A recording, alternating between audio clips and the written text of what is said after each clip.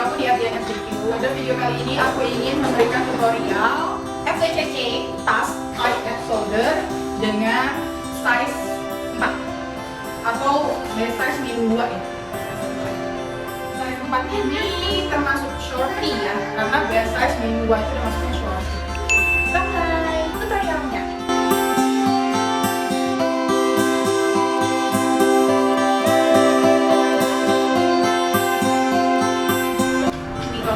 Mulai dari sini dulu bisa, tapi kalau mau mulai middle marker ada di belakang bisa.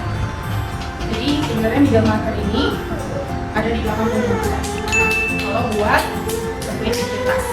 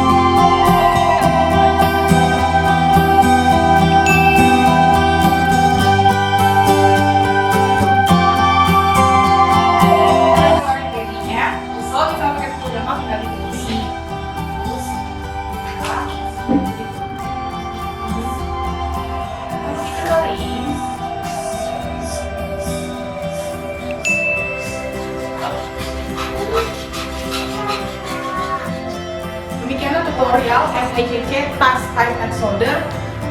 Semoga video ini bisa bermanfaat teman-teman. Sampai jumpa ke video berikutnya.